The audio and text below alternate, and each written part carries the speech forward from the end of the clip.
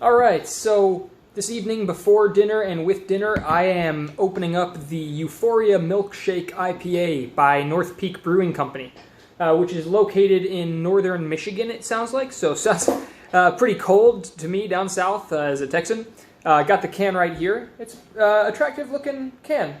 Now, I'm at the tail end of summer, because it's the start of November in Austin, but it stays hot here, and we actually just had a beautiful day. Not a summer day by my standards, but a pleasantly sunny and refreshing day. And so anyway, it made me think I should probably drink these milkshake. Anything summery should be getting drinking soon, or it's going to be kind of out of season pretty soon. I mean, it's November now, so it's crazy that I can even say that.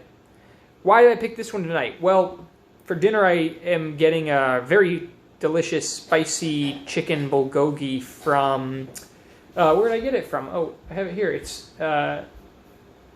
holy cow. Why does it even matter? It's from K-Bop, which is an Austin, delicious Austin Korean restaurant. I just wanted to give them a shout out, that's all.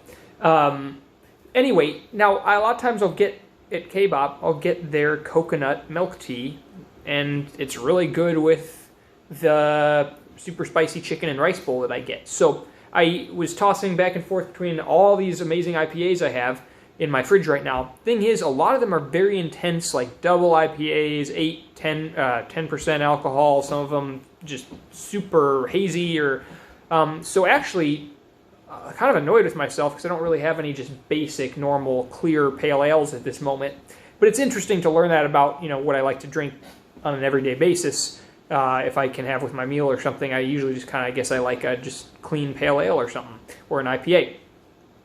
That all being said, I'm pretty excited to try this one out. Just looking more at the can, so an independent craft brewery, IBU 41.5, alcohol 6.6 ABV, and it says sweet, creamy, and coconut. Now, actually, I did want to mention, I looked this up.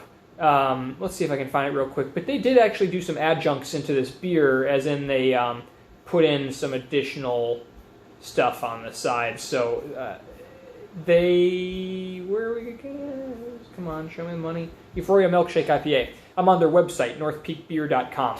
Fun yet complex IPA, full-bodied, smooth, and hazy, brewed with the likeness of Pina Colada. Now, I've mentioned before in other videos that I do love the taste of Pina Colada. Actually, when I was like, a little kid, that was just kind of awkward, but that was like my favorite thing. Like if I could get a little sip from my mom's Pina Colada when I was like a little kid, and if I was ever able to wrangle like a virgin Pina Colada without alcohol, with my like Mexican food, I was always trying to get my hands on one of those when I was younger. So still love that taste. It's debatable how well most breweries pull that off, that taste in an IPA. I have mentioned Blue Owl, their Tiki IPA, Tiki Hop Totem. Unbelievable, I think, just absolutely delicious, and that set the standard for me. Blue Owl Brewing in Austin focuses on sours. That's kind of a lactose Pina Colada. Good Lord, that thing was good.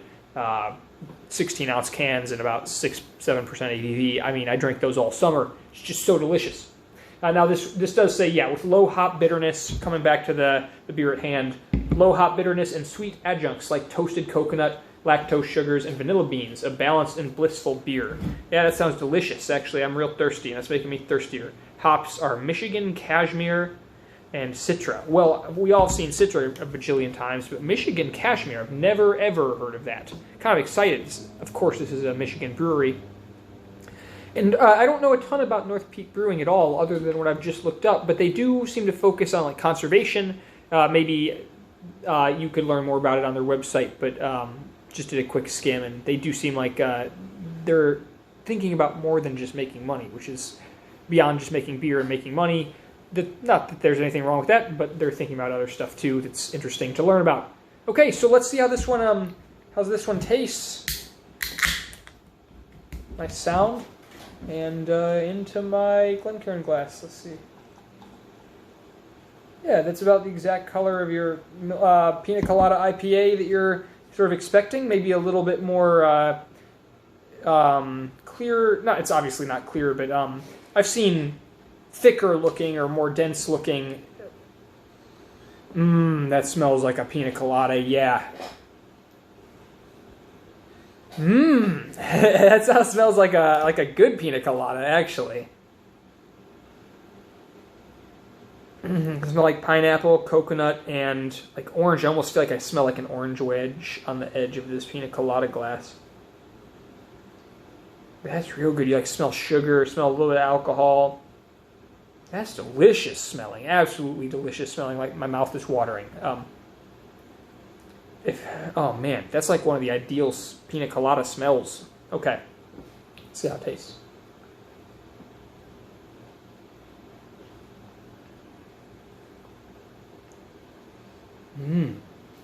Yeah. Okay, so it tastes different than it smells.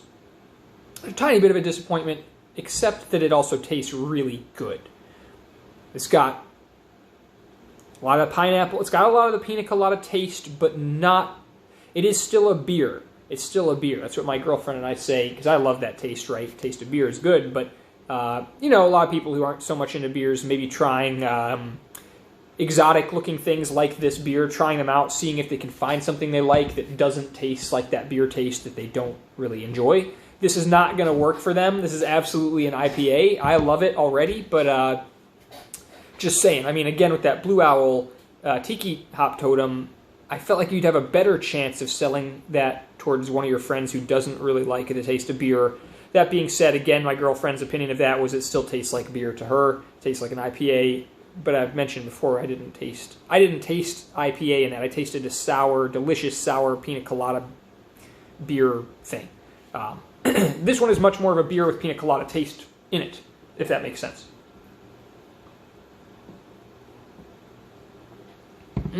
Just absolutely so drinkable. It's that great mix of bitter that's refreshing and easy to keep drinking, and like mouth-wateringly good smell and sweet on the other side. It's not like a sweet beer. No one would call this sweet. You'd be crazy, I think. But it's a bitter drink, but an interesting spin on IPAs. The milk, how much is the milkshake? They actually mention, they're saying it's a milkshake IPA. Well, I guess I've just had IPAs that are much more milkshakey than this. I've had just beers that are much more lactose thick and creamy and rich. This is definitely what I would say is a creamy IPA, like you'd expect.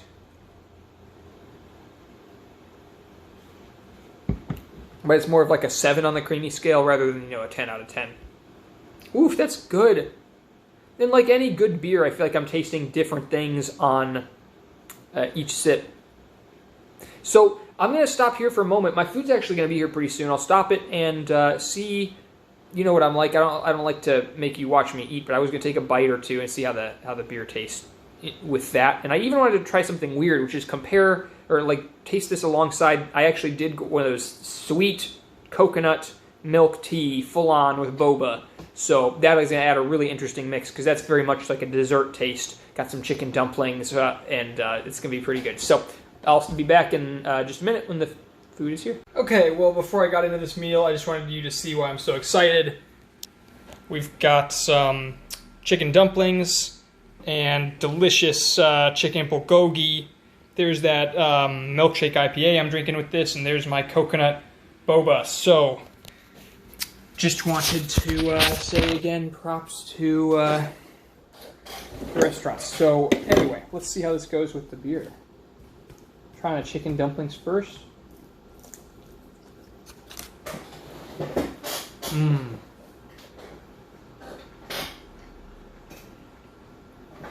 So good.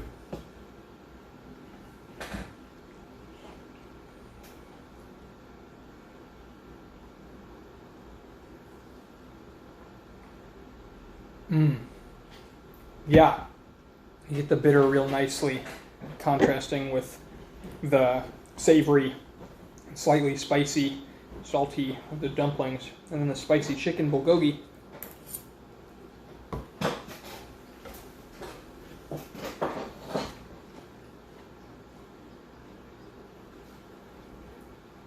With the rice.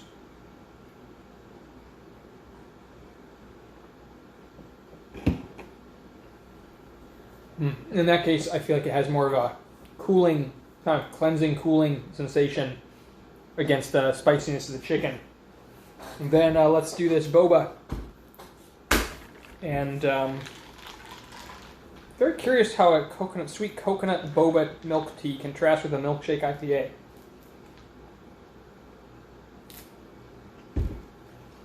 Whoops, I got a few more bobas than I meant to.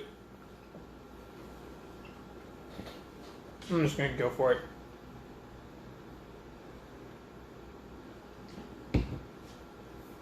Milkshake IPA and bobas. It's actually not bad at all. It's actually not bad.